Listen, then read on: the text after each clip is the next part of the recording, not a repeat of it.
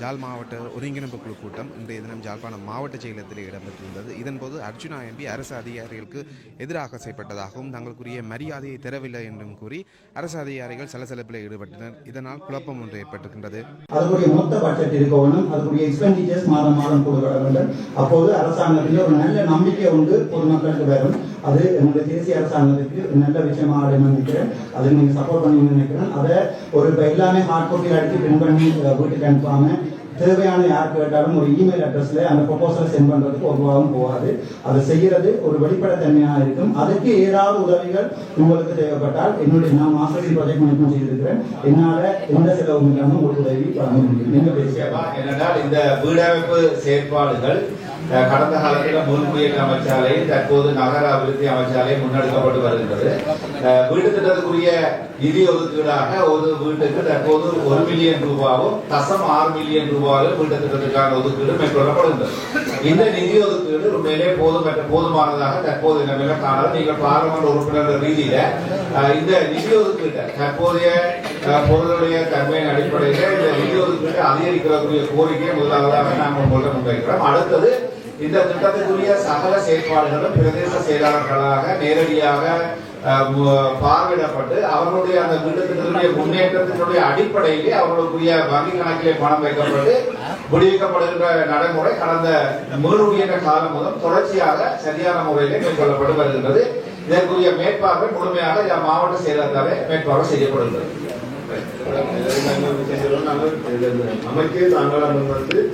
We have the written approval here, so we showed to the police.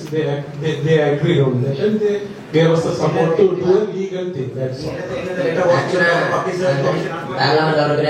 எனது பேரை பாவித்திருந்தார்.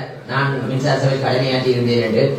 ஆனால் எங்களுக்கு தெரியும் மின்சார சபை கடமையாற்றி இவ்வாறான பிரச்சனைகள் அதிகமாக முகம் கொடுத்தவன் என்ற வகையில் எல்லா முகம் கொடுத்ததற்கு மத்தியிலும் பல மக்களை தெளிவுபடுத்தி அதனூடாக பல இடங்களில் மின்சாரங்களை விநியோகித்திருக்கிறேன். இவ்வாறான நடவடிக்கை எடுக்குமா, இவ்வாறான மின்சார சபை இடையூறு இருக்குமா இருந்தால் யாழ்ப்பாணத்தில் இருக்கும் மின்சாரம் இருக்கிறது தடையாகத்தான் இருக்கும். ஏனென்றால் தென்பகுதியிலிருந்து பல வீடுகளுக்கு மேலால் தான் மின்சாரம் வந்து கொண்டிருக்கின்றன.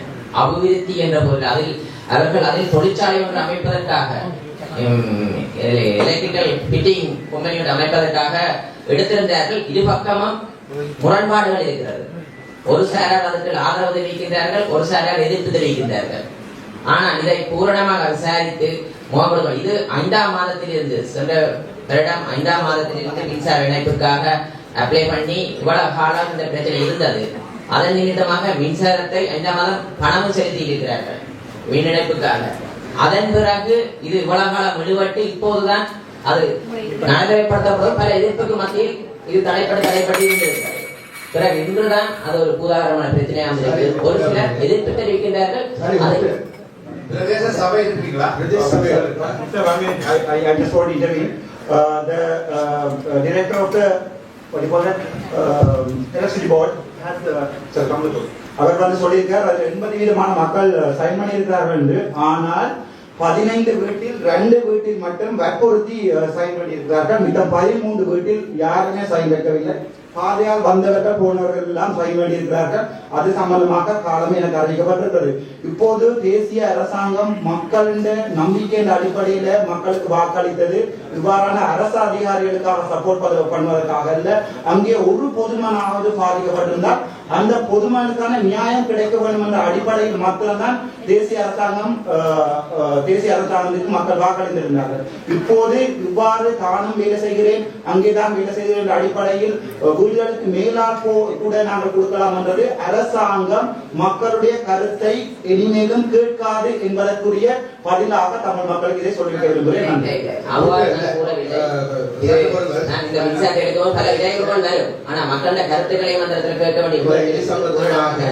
பிரதேச சபையிட்ட கருத்துக்கள் unless otherwise please give us a standing order. Thank you.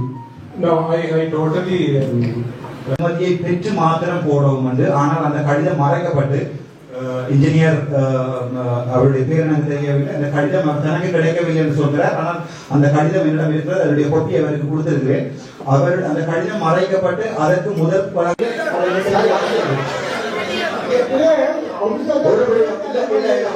ஒரு விடயத்தை நான் சொல்றேன் என்னன்னு கேட்டா, நாங்கள் அவங்கள்ட்ட கேள்வி கேட்டு அவங்க சொன்னாலும் நீங்க டீட்டெயில்ஸ் எல்லாம் தாரு. அதுக்கு மேல என்ன வேணும் சும்மா பீ தர்க்கப்பட்டு கொண்டு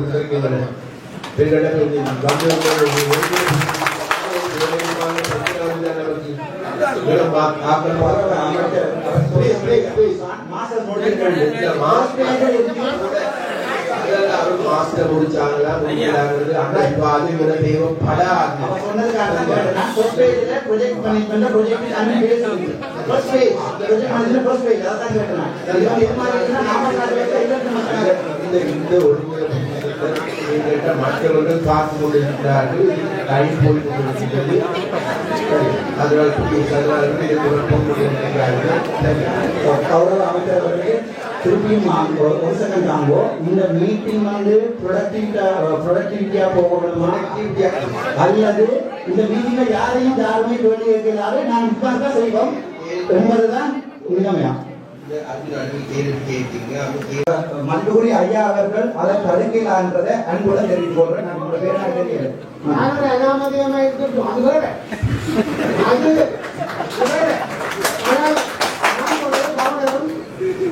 அமைச்சர் அவர்களும்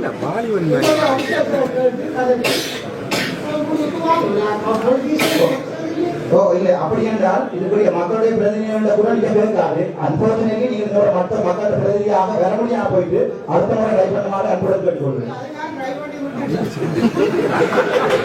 அதனாலதான்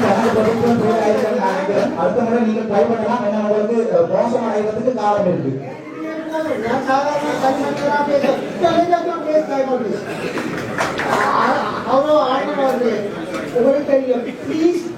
அமைச்சரும் ஆளுநர் அவர்களும் எல்லாம் பார்க்கக்கூடிய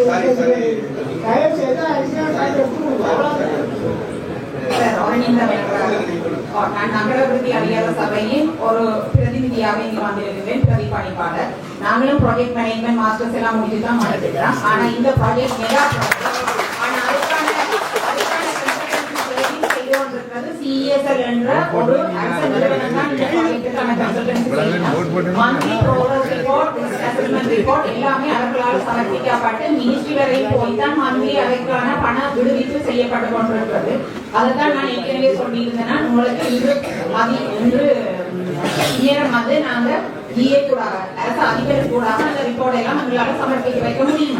ஆனா நீங்க தனிப்பட்ட முறையில் எந்த ஒரு அதிகாரியையும் நீங்கள் இப்படி தாக்கி கலைப்பது என்பது உண்மையா ஏற்றுக்கொள்ள முடியாது.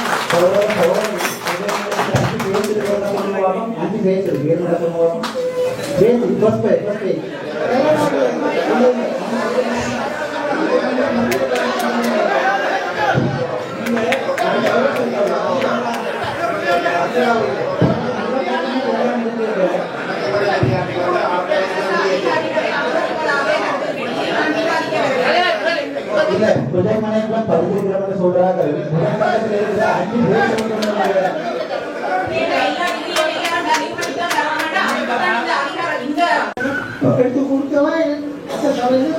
முன்னாள் ஆய்வு சம்பந்தமாகவும் பலதரப்பட்ட புறப்பாடுகள் இருக்கு. அது ஔஷதத்தை பற்றி நான் இந்த கடைக்கு வரேன். அது என்னுடைய ஜாப் இல்லை. I was a bureaucratic politician. ஆல்ரெடியா நான் சொன்னேன் நான் இருக்கிறேன் ப்ரொடியூசருடைய ஃபாலோ பண்ணுவேன். செக்ரட்டரி தெரியும், ப்ளீஸ் தெரியும். அவரும் அமைச்சர் அவர்கள் நான் இருக்கிறேன். உங்களுக்கு என்ன தெரியும் கதைக்கிறேன் அப்படின்னா கதைக்க. அதாவது அந்த ப்ராஜெக்ட் வைக்கா இருக்குன்னு நான் நினைக்கிறேன்.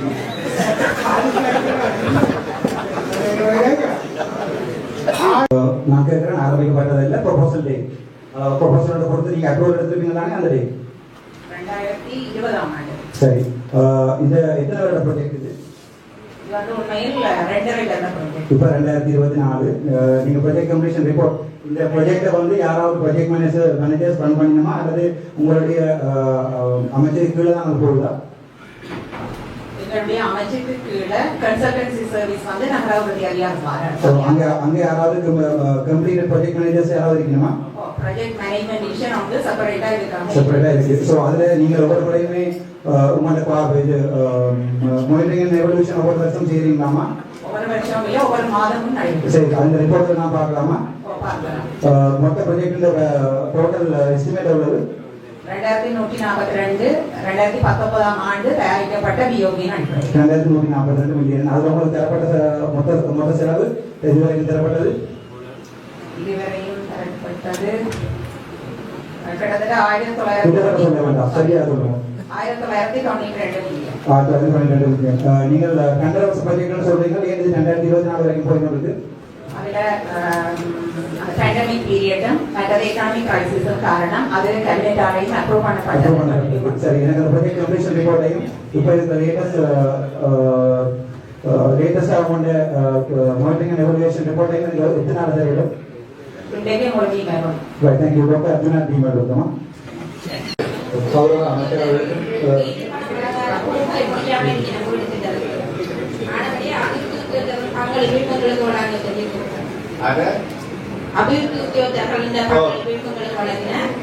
அவர்கள் பங்களிப்பு செய்வார்கள், ஆனால் மதிப்பீடு உங்களாலே தயாரிக்கப்படும்.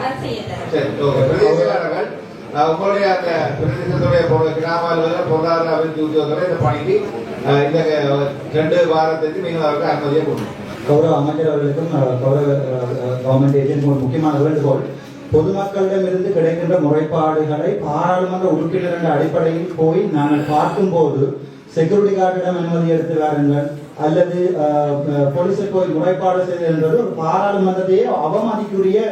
அதை போய் நாங்கள் மீடியாவில் வேற சொல்லுவோம் என்றால் அடுத்த முறை வந்தால் நாங்கள் செக்யூரிட்டி கார்டை பிடித்து வெளியே விடுவோம் என்றது பாராளுமன்றத்தையும் அரசாங்கத்தையும் அவமதிக்கிற செயல். I would like to convey this message to the Inspector General. Please notice that at that one day I was supposed to call 119 as a parliament member. I was threatened by the hospital security guard and I called 119 because the government has not given any kind of security for a parliament member. Therefore, take this as a issue and do the necessary things. Thank you. Sorry, உறுப்பினர்களே, நான் ஒரு விடயத்தை இந்த இடத்துல நான் கேட்டுக்கொள்றேன். உண்மையிலே மாவட்ட அபிவிருத்தி சபைக்கு கூட்டம். அப்ப இந்த கூட்டத்தில் ஒரு எஜெண்டா இருக்குது எங்களுக்கு எல்லாரும். அப்ப அந்த எஜெண்டாவுக்கு மேலதிகமான வேறு விடயங்கள் பேசுறதுக்கு நாங்கள் ஏனைய விடயங்கள் என்று தனியாக போட்டு வச்சிருக்கிறோம். அதற்காக நாங்கள் ஏனைய விடயங்களை பற்றி பேசுவோம். ப்ளீஸ் பேசி எங்கள் எல்லா பிள்ளைகளுக்கு வேலைகள் இருக்குது. எல்லாம் முக்கியமான ஆட்கள் இருக்கிறார்கள், பாராளுமன்ற உறுப்பினர்கள் இருக்கிறார்கள். இதுக்கான நேரத்தை ஒதுக்கி கொண்டு இருப்பதன் காரணமாக நாங்கள் 1 by 1 போகின்ற பொழுது எல்லாமே மேலதிகமாக பேசக்கூடிய விஷயங்களை நாங்கள் ஏனைய விடயங்கள் தலைப்பு ஒரு தெளிவுபடுத்தல் ஒன்று உங்களிடம் எதிர்பார்க்கிறேன். வந்து இந்த அமைப்பு வேலைத்திட்டங்களில் வந்து வடகிழக்கு என்று ஹவுசிங் அத்தாரிட்டி தனியாக ஒரு திட்டம் வச்சிருக்கிறார்.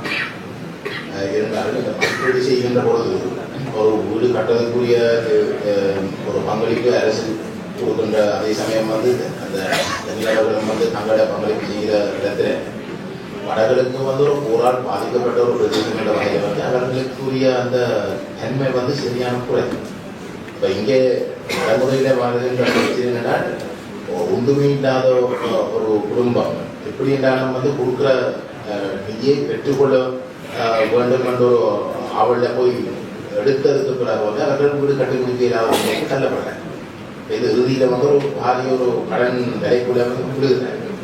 அப்போ நீங்கள் அதை இந்த கெப்பாசிட்டியை வந்து சரியாக விளங்கி கொண்டு வந்து வடகிழக்கு நான் தயவுடன் கேட்டுக்கொள்கிறேன். வந்து நீங்கள் ஒரு வித்தியாசமான ஒரு அணுகுமுறையை வைத்திருக்கோம். ஏனென்றால் ஏனைய நாட்டின் ஏனைய பிரதேசத்துக்கு இருக்கக்கூடிய நிலைமையோட வந்து நீங்கள் இங்கே ஒப்பிட்டு பார்க்க முடியாது. அதை நீங்கள் கவனத்தில் எடுத்துட்டீங்கன்னா வந்து ஒரு ஸ்டாண்டர்டைஸ்ட் ஒரு ஸ்டாண்டர்டைஸ் நிலைப்பாட்டோடு நீங்கள் வச்சிருந்தீங்கன்னா வந்து மற்ற அரசாங்கங்கள் வந்தால் எதிர்காலத்தில் நீங்கள் எப்போ காலத்தில் இருக்கீங்களோ அது நல்லது. வேறு யாரும் வந்தால் அந்த அணுகுமுறையிலிருந்து விலகாமல் இருக்கிற ஒரு நிலைமையை நாங்கள் உறுதி பண்ணுறோம். அது நீங்கள் கட்டாயம் செய்யும். இல்லாட்டி வந்து இந்த நிலையத்திலிருந்து நாங்கள் வெளியே வரப்போகுது. நிச்சயமாக நிச்சயமாக இந்த அபிவிருத்தி அந்த அபிவிருத்தியில் கூடுதலான முன்னுரிமை அளிக்கக்கூடிய பிரதேசமாக வடகிழக்கு பிரதேசம் இவர்கள் காலத்தில்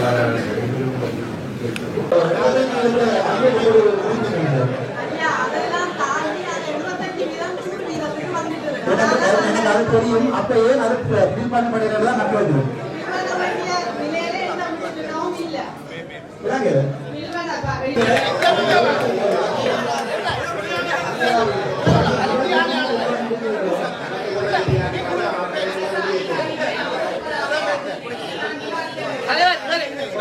ப்ரொஜெக்ட் மேனேஜ்மெண்ட் பதிவு சொல்றாங்க.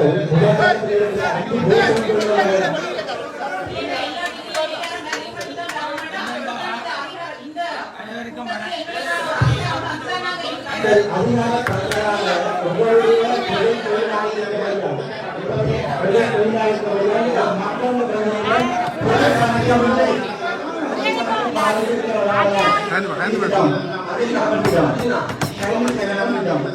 பொது பணத்தை விரயம் செய்திருக்கிற அடிப்படையில் மாற்றம் உங்களுடைய கேள்வி கேட்கிற அதிகாரம் மக்கள் பிரதிநிதி அடிப்படையில் எனக்கு இருக்கு.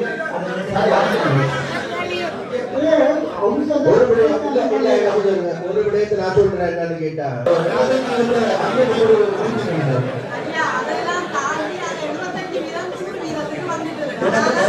தெரியும். அப்ப ஏன் தீர்மானம் மக்கள்